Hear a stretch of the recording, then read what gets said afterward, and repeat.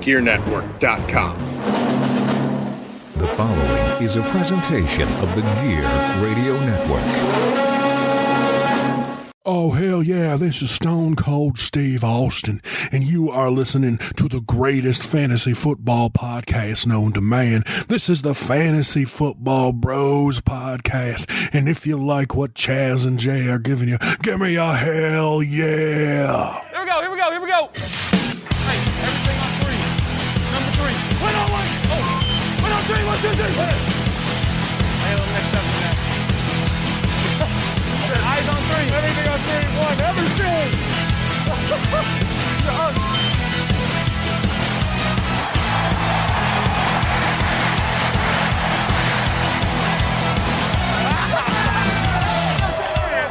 You are now listening to the Fantasy Football Bros podcast.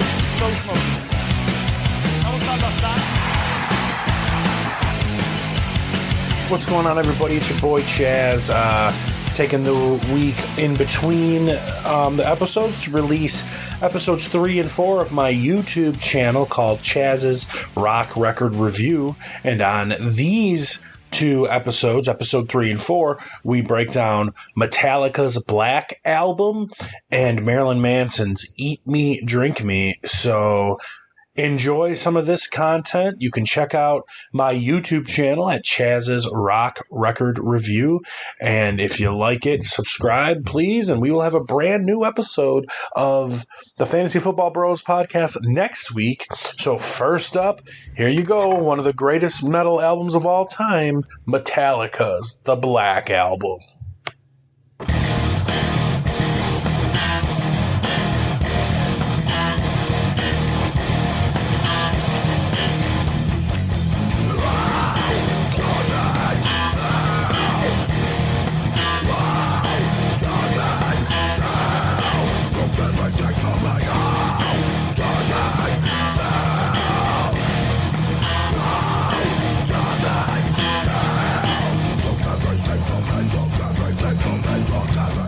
What's going on, everybody? It's your boy Chazz, and we are at episode 3, not 6, 3 of Chazz's Rock Record Review. And just on cue here, somebody is creeping her way into the camera because she knows we're recording, and she's just the cutest. Look how cute this baby is. She's so cute. She's so cute. Do you like Metallica? No. I don't like Metallica. My favorite rock band is Kitty. Oh, of course it's Kitty. All right, you get out of here. Okay. So, as always, she has to come and join us. She messed up my camera a little bit, but we look good.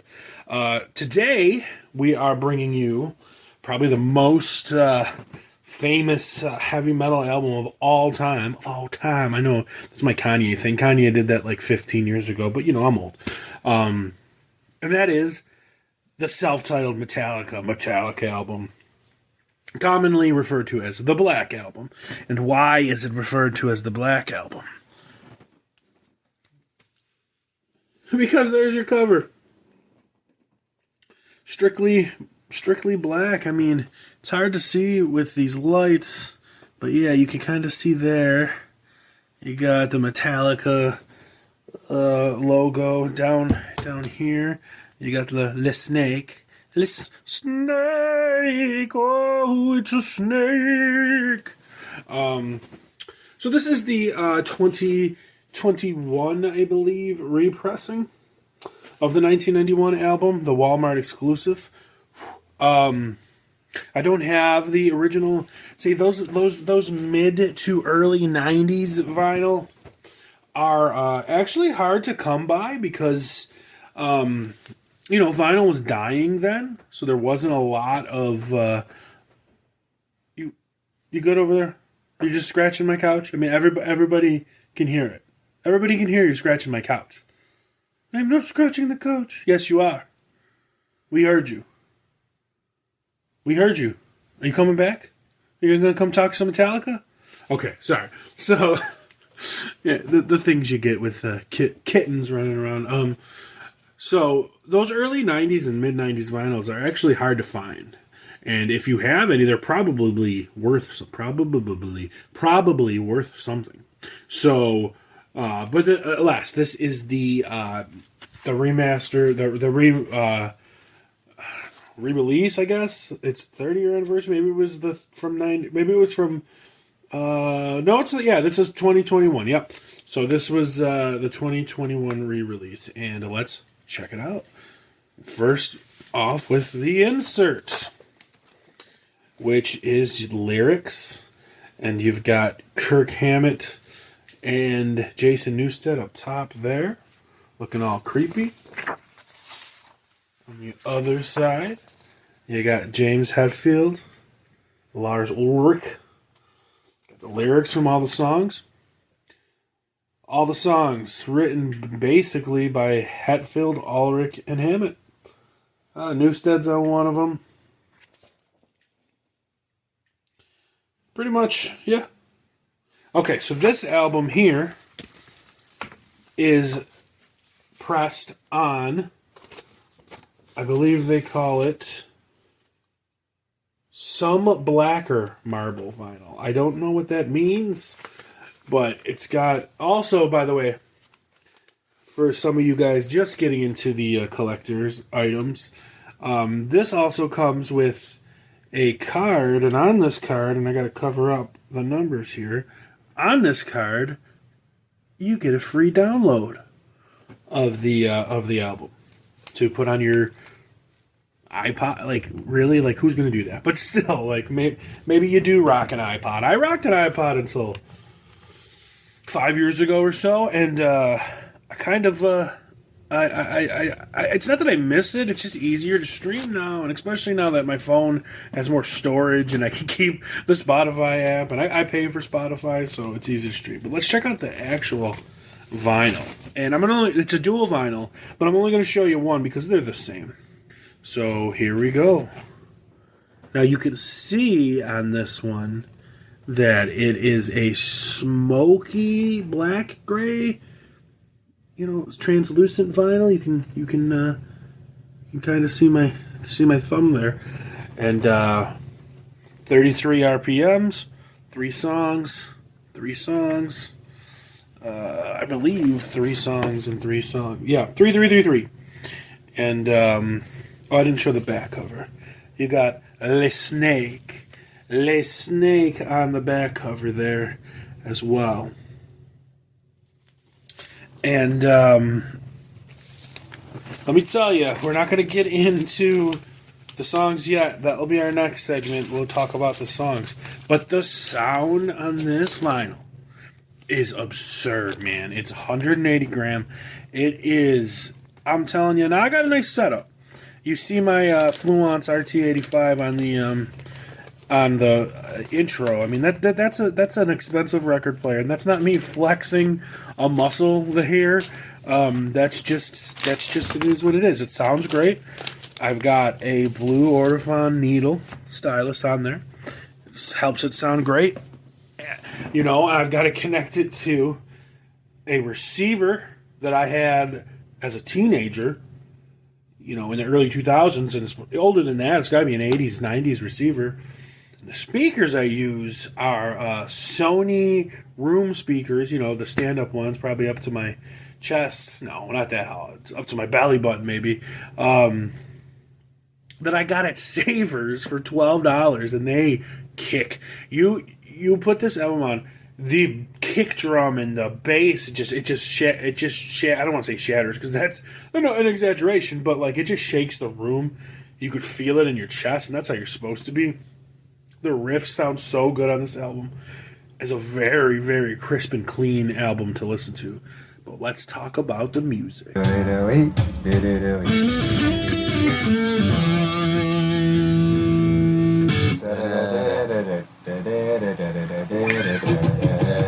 is either going to be the most expensive home movie ever, or we will never have any friends in the music business again. This is the title track off the untitled album Metallica. It's called Don't Tread on Me.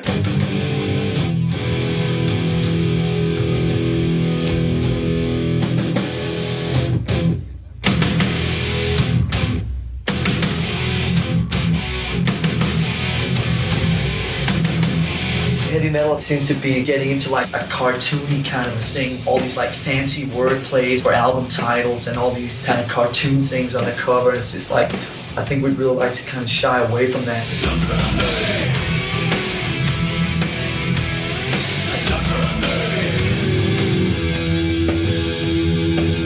That's going into everything from album title to album covers to stage setups and everything like that. So that's kind of where our minds are at the moment. They're a little big. Okay, so let's talk about Metallica's self-titled Metallica, or as people like to say, the Black Album. Let me just read an excerpt here from the Wikipedia. Metallica promoted Metallica with a series of tours. Everybody remembers that 91, 92 tour, the stadium tour with Guns N' Roses and Faith No More, which I was only 6 years old for when it came around. I know my brother went to it and loved it, so it had a good time. It has great stories about it, and I'm kind of jealous, to be honest. So, I mean, that's cool. This album had 5 singles on it. 5. That's a lot. You know, considering I think the Hawthorne Heights album lastly had 2, right? So, I mean, that's a lot. Hey, is this 92? This album was released up? Nope, 91. Sorry. I was going to say it's our second album of 92, but the release date on this was August 12th of 1991. All right, it was recorded at the One on One studio, and that is, of course, with Bob Rock. And this was his era. And damn, did he did a good job on this. The singles on this album are Enter Sandman, The Unforgiven, Nothing Else Matters, Wherever I May Roam, and Sad But True. Wow, Sad But True was released as a single February 8th, 1993. And it's a year and a half into the cycle of this album. It's a long time, but that's awesome. That's really cool, considering Enter Sandman was released July 29th, 1991. Right? Like, that's cool to see that. This album went 6, not obviously in 1991, but overall now, as of I think 2012, it was 16-time platinum, which means this album has sold 32 million copies. Like, yo, that is so much. And I get it. It's people like me too who own the CD and then buys the, vinyl, and like it's probably more now because of these vinyl represses and stuff. But still, dude, 32 million people have bought this album. It's crazy. I can't believe it that it's that much. On Rolling Stone's 2020 list, this album was ranked 235 in the top 500 greatest albums of all time. But it's Rolling Stone, so you can just take that information and throw out the window because they're trash and garbage, so it doesn't matter. It also has become the second longest charting traditional title in history, only behind The Dark Side of the Moon by Pink Floyd. Because this... I missed it. Metallica became the 4th release in American history to enter the 550-week milestone. So this was on the Billboard 200 for 550 weeks. That is crazy. That's crazy. That's 10 years. This is in the top 200. Now, I don't think it's consecutively, obviously, but still, a total of like 10 years. Like, that's nuts. Craziness. Okay. So now... I think people are over it, but a lot of like old school metal fans used to hate this album because of it's not as thrash as the previous albums. It's not as thrash as Master of Puppets or things like that. So like that's how just the metalheads are, and I think they're over it now. Also, this had... let's get into it. Let's get into the tracks. Let's do the track-by-track breakdown of this album. I just want to see... I'm looking at the chart positions. Did it go number 1? Yeah, it was number 1 in America. I was just making sure. It was number 1 on the rock and number 1 on the U.S. Billboard 200. So, I mean, that's a big deal. You're not going to get too many heavy metal albums that cross over like that. So, I mean... awesome. Anyway, let's talk about it. Track 1, Enter Sandman. Y'all know this song. when I saw Metallica this past summer, the summer of 2022, they played the song Third, and I was just kind of surprised. But because of Stranger Things and Master of Puppets, it's not their biggest song anymore. And I mean, we all like Master of Puppets more anyway. But yeah, I was surprised they played Enter Sandman. But this album just kicks you in the face. Enter Sandman, track 2, Sad But True. Track 3, Holier Than Thou. Yeah, now it's not a single, but Holier Than Thou is just so driving and heavy. Like, I love that song. Just such a awesome song, dude. Awesome song. Then the Unforgiven, Wherever I May Roam. Y'all know those songs. Don't Tread on Me. Don't Tread on Me is groovy. It's just it makes you bop your head, and of course the riff's heavy. The sound that they got in their guitars and their drums of this album was so good, so heavy and bassy. Like, it's got a lot of bass to the riffs, and that's something that I look for in my sound, right? So, I love this album. I always have. Then you've got and then so Don't Tread on Me, I would say, is like just groovy metal, like almost like Pantera-esque, you know. Then you got Through the Never, which is, not as popular of a song. You know, it's okay. It's probably the worst song on the album, which is okay. You know, I mean, it's still a good song, Heavy Then Nothing Else Matters, which a lot of the metalheads are going to cry about, even though Metallica has done, like, ballady stuff before, in different senses. Like Fade to Black is definitely a slow song, but this one's different. I mean, acoustic guitar and really slow, killer guitar solo, which I don't believe is Kirk. I actually believe James plays that guitar solo. One of my favorites, one of the first ones I've ever learned. Then we got Of Wolf and Man, which is just a cool driving song too. Really bassy. The God That Failed, My Friend of Misery, The Struggle Within ends on this album. Like, really, like, cool bassy tunes. Not to be slept on. Like, My Friend of Misery is such a cool slow, not slow like Nothing Else Man, just like a slowy, like a Black Sabbath-y type song. And like, you know, you look at that end of the, you know, there's 5 singles and then the 7 non, singles tracks. They're all killer. They're all really good, and they're worth it. Like, if you don't know these deep cuts, you should listen to them, because they're really good. And I love this album, and I think I growing up, it was one of the first albums I ever remember loving. I remember, like, learning the drum parts when I was a kid, because I was a drummer first, and I remember like just like air drumming this stuff and watching all the videos come out on MTV. So like, this album meant a lot to me back in the day. And then of course, when I was a stuck-up metalhead like all you guys, it was Metallica they were good until the Black Album came out. Blah, blah, blah, they went on MTV. Blah, blah, blah, blah, blah, blah. Okay, all right, that's not who I am anymore. This album's a banger.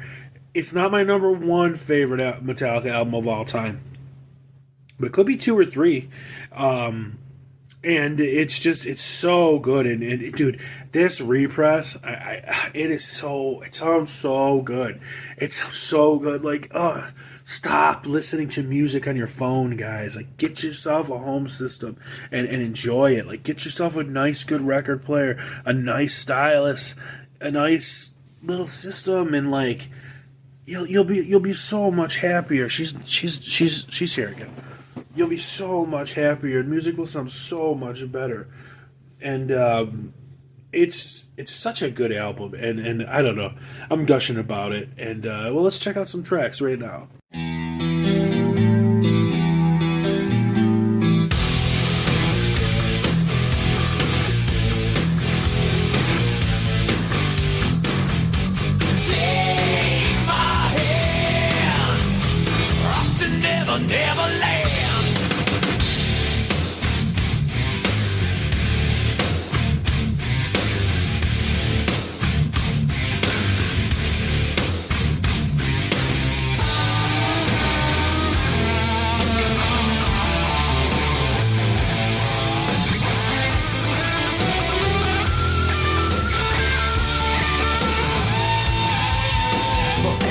Trust in who we are.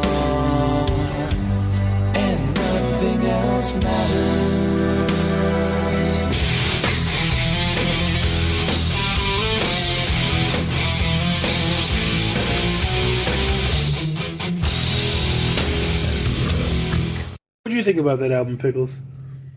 It was very good. I prefer Kitty.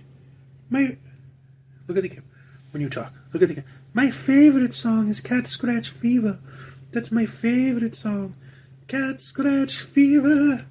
Alright, she's not impressed. So now we're going to do our next week. She loves being on camera. She makes me laugh. Now we're going to do our next week episode. I didn't give you the breakdown, I think, of what this is worth on Discogs. This ranges from $19 to $64 on Discogs. You can't really see. There you go. 19 to 64 on Discogs. So, nothing special. I've added a few more things to my collection. And now my collection is up to 502 releases. I did it, y'all. I did it. 500. Look how cute this cat is. 502 releases. All right. So here we go. We're at our top. You see there, we're in the head PE and is up there because of the asterisks or whatever. Weird Al because of the end quotes, and then you're in 30 Seconds to Mars, and you're in the zeros, 36 Crazy Fits. So let's do our random shake. Oh, I love this album. It's going to be controversial. But we got Eat Me, Drink Me. Bye, Pick. Bye, Pick. Eat Me, Drink Me by Marilyn Manson. I love this album. This is the 2020 re-release of it. But this album, I believe, is from like 2007 or 8. Marilyn Manson era. Banger songs on this. If I Was Your Vampire, Putting Holes in Happiness, Red Carpet Grave, They Say Hell's Not Hot, Just a Car Crash Away, Heart-Shaped Glasses, which I believe was the single, Evidence, Are You the Rabbit, Mutilation Is the Most Sincere Form of Flattery, You and Me and the Devil Makes Three, Eat Me, Drink Me. I like this album a lot. I'm looking forward to that. Black Album, if Kiss Revenge is a 10, this one's a 9. This one's a 10. 9. 9.5. Fuck it, it's a 10. The Black Album's a 10. Kiss Revenge is a 10. Eat Me, Drink Me, we'll have to see. So remember, y'all, your homework is Eat Me, Drink Me from Marilyn Manson. And I'm excited. I love this album. I'm happy this one came up. We got some good ones right away. This is cool. This is fun. All right, guys, thanks for joining me. Until then, we'll see you next time. Peace.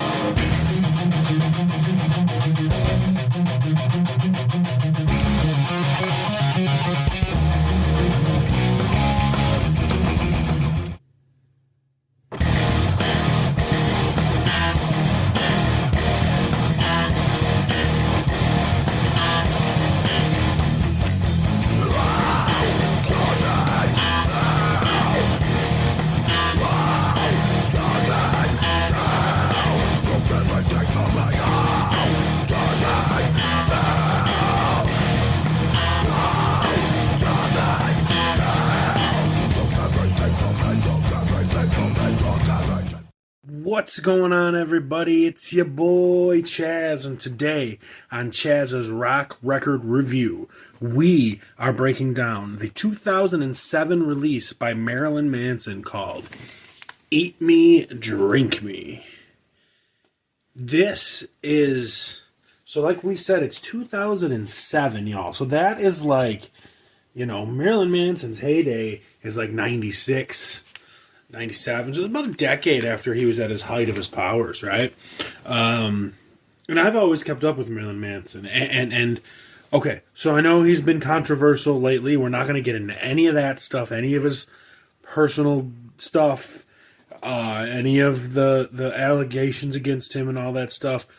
This is a music channel. We're here to talk about music, records, and we are going to celebrate the art from the artists. And I can do that. And if you can't do that, understandable, that's on you. Okay, great.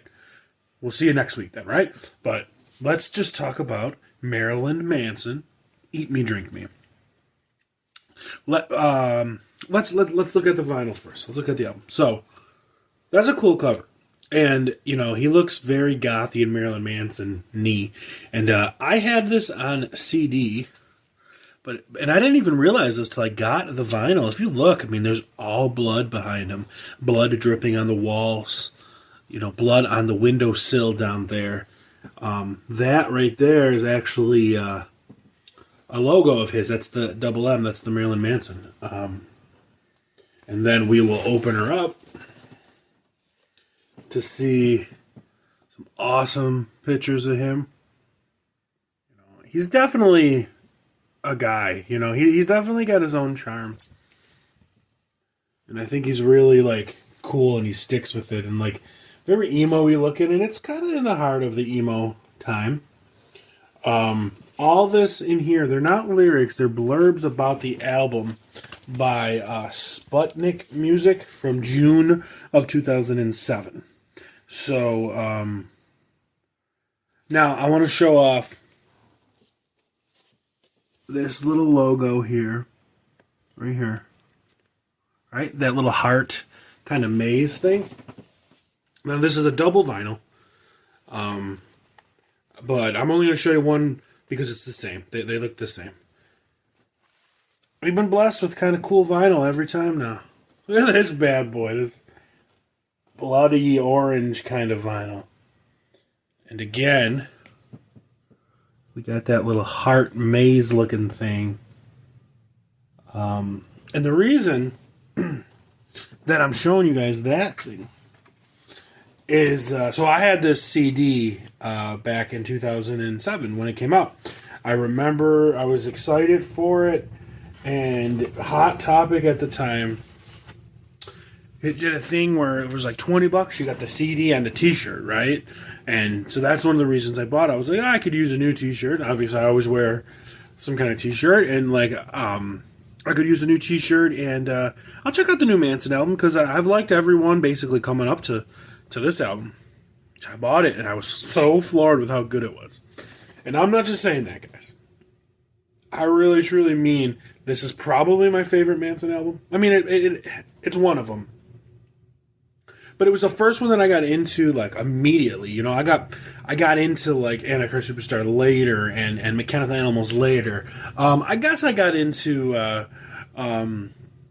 Hollywood right away. And Golden Age of Grotesque I didn't like at first, but it grew at me. And this is about 3-4 years later after Golden Age of Grotesque. But nonetheless, the reason I bring that up is I got that bad boy tattooed on me. Right there. A lot of people are not sure what it is, and it's a Marilyn Manson tattoo. So, yeah, I have a Marilyn Manson tattoo.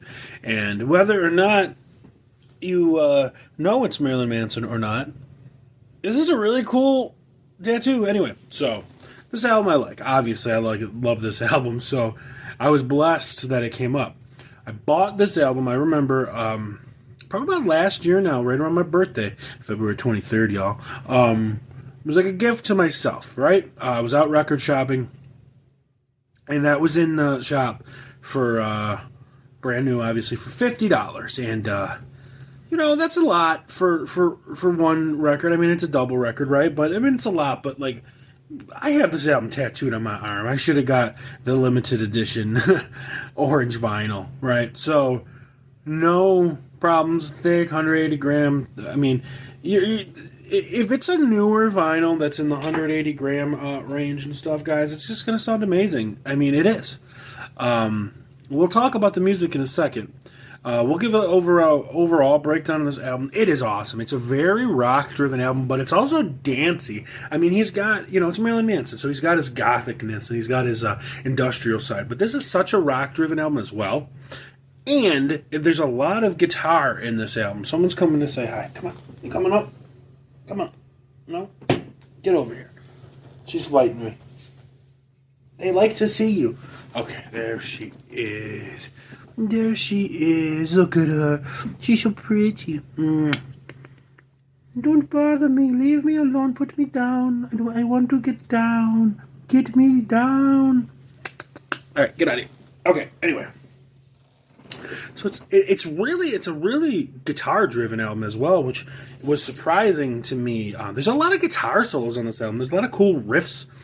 And you don't get that a lot on Marilyn Manson albums. And, like, when I mean there's a lot of guitar solos, I'm talking, like, good, well written, somewhat long guitar solos, and like really good too, and like that stuck out to me right away because especially around this time, 2007, 2008, I was becoming the guitar player I am today, and I was getting better, at the guitar and not just focusing on singing. So like, I like this album a lot, obviously. So let's get into a couple of the standout tracks. Okay, so since this album was released in 2007, there's not any good sales numbers for it. I can't find anything. Which probably means it didn't sell well, but again, it's 2007. I mean, who wasn't torrenting then? I mean, I wasn't. Nope, nope, not torrenting at all. I don't even know what the Pirate Bay was or anything then. But, and to be fair, I bought this album twice, so I'm not like that. I wanted to just read a quote from Manson on this. So first thing first, the people that play on this album are two people, Marilyn Manson and Tim Skold. So Tim Skold did all the guitar, the bass, and the programming, the drums, and Manson sang and did some of the programming and stuff, and that's pretty cool. Like, it's, and it's got a rock feel, I mean, and a dancey feel. It's a really good mix of the two. I know I've said that. But here's a quote from Marilyn Manson that I wanted to read. He says, "This record is definitely so crucial to my life. I think this record shows a human side of me, shows a vulnerable side of me, which is linked to Lewis Carroll. It is like Christ mythology and mixed with the vampires mythology." So, it's an interesting way of putting it, because he does come off vulnerable. There's a lot of deep stuff on this album, which is weird for Marilyn Manson, right? We'll talk about this, the track list here. We've got 1, 2, 3, 4, 5, 6, 7, 8, 9, 10, 11 songs, and 2 bonus tracks. So, If I Was Your Vampire, the first song on the album, it's a great opener, man. It really is. It's just, it's slow, and it's got this like spooky vibe, like Black Sabbathy type vibe, and this is one that you're going to hear at the end here, a little bit of it. It's a great song. It's just really slow and spooky, and I just love it. And his voice sounds great. Track 2, Putting Holes in Happiness. A dancey song, but it's got emotional. It's got a killer guitar solo in this song. I remember when it first came out, I was like, what is that? And Manson had John Five, who's fantastic, who just joined Motley Crue, but he didn't shred like, and John Five's probably the better player than Tim Skold, but it just like worked on this album so well. And then tracks, you'll hear some Putting Holes in Happiness too. That's one of the standout tracks. Red Carpet Grave, just another rock/dance song, but like, I don't want to say dance, just a groovy rock song. It's one that I like a lot, but I can just wait to get to the next couple. Then you got They Said That Hell's Not Hot, which is awesome and catchy and heavy. And then my favorite song on the album is the next one, Just a Car Crash Away. This is what an emotional ride Manson puts on you on this song, and a killer guitar solo, and his vocals are fantastic. Like, he doesn't get any credit for his vocals, and he's got it on this track. I'm telling you guys, he brings it, and he sings it so well, and he brings out the emotion, and it's like, whatever he's singing about, you can feel, and that's really something special. So you're going to hear that too, Just a Car Crash Away. And then the first single on the album, this is a dancey song. This could have been out in the 80s, but it's still got a heavy edge. It's called Heart-Shaped Glasses, When the Heart Guides the Hand. It's fine. Yeah, it's a cool, fun, dancey song. I like it. It's not my favorite. And then here on side C, we got Evidence, which is great. Are You the Rabbit, which is weird. Mutilation is the most sincere form of flattery. And You and Me and the Devil Make Three. Those last two songs, Mutilation is the most sincere flattery, and You and Me and the Devil Make Three, are like a fun ride. They're weird, and they're like heavy, and it's creepy, and like, Man, he's all over the board with this album, and it's super cool, though. It really is.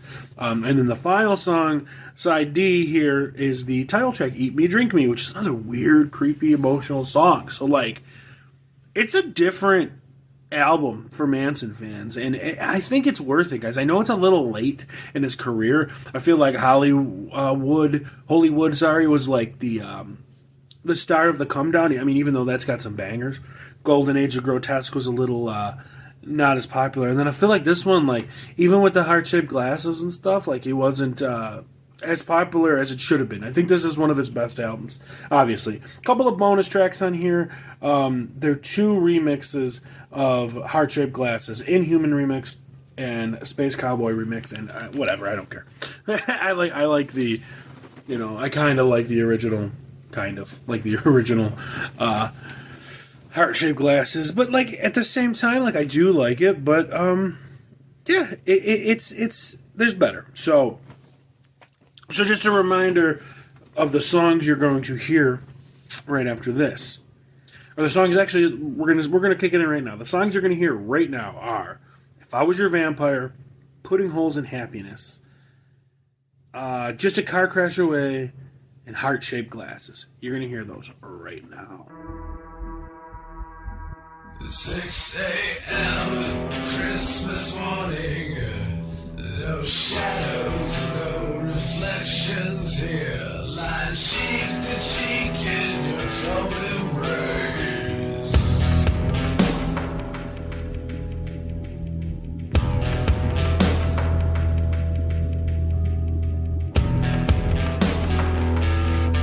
Sultans of tragic as a slaughterhouse. You press the knife against your heart. Say that I love you so much you must kill me now. I love you so much you must kill me now.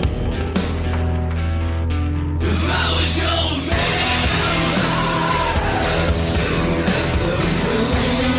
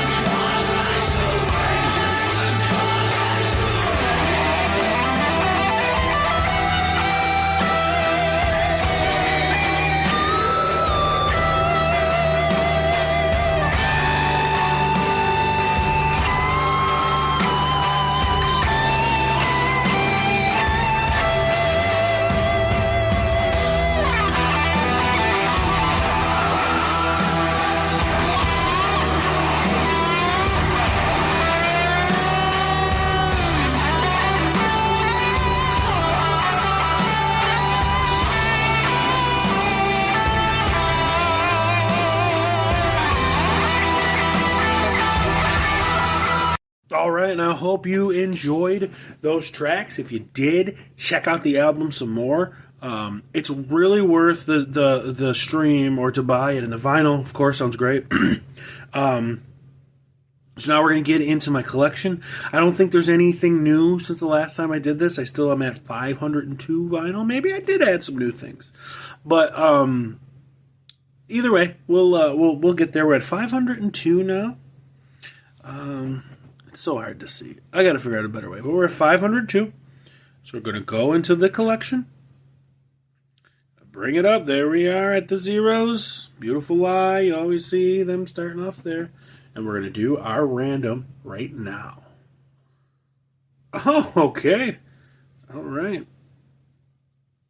Okay, so we've got... It's interesting. This is an interesting one. This is a UK import record I have. And it's going to be a hard time to find this one. So this is the first one we got that's not one of the 180 grams and one of my newer ones that I love. And they're like kind of the forefront of my vinyl. This is the 1985 UK release of Hanoi Rocks, the best of Hanoi Rocks. Hanoi Rocks, Michael Monroe is somebody I've grown to enjoy a lot in my older age now, as opposed to when I was growing up. And they were really famous for their former drummer Razzle was the guy whom Vince Neil accidentally killed in that car accident in the 80s, and he got off somehow. Money. So I'm interested in this one. It might be hard to stream, and I'll tell you what, it might be hard for me to find this vinyl. There's a chance that, like, I come with a whole different album and is like, I couldn't find this one. But I don't know, because, you know, it's one of the older ones, and it's one of the ones that are digged, you know, and it's stuck in the crate, and I got to do some digging, which is fine. I don't mind that. But that is the best of Hanoi Rocks, released 1985. This is my UK vinyl. It's worth anywhere between $4 and $50. Interesting. And I just want to, so that's what we're going to do, and I just want to look up in my collection real quick before we get out of here. What that Eat Me, Drink Me is worth. It shouldn't be too much more. I mean, I know I paid $50. It shouldn't be too much more, though, because it was only last year I bought it, and it was a 2020 release. Okay, here we go. So it goes between $45 and $54. So in the median's $49, and I paid $50, right? So that's where that is. But that's old news now. We're on to the next one, which is the very best of Hanoi Rocks, the 1985 release. And I'm interested to see, because we had this conversation on the All Bets Are Off podcast with Robbie Vegas, that, like, I am okay with Hanoi Rocks, but I love Michael Monroe solo.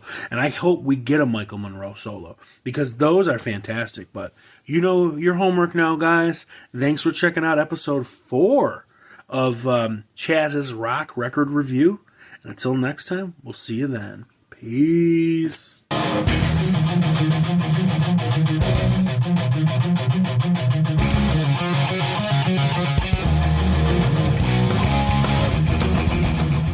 The preceding presentation has been brought to you by the Gear Network.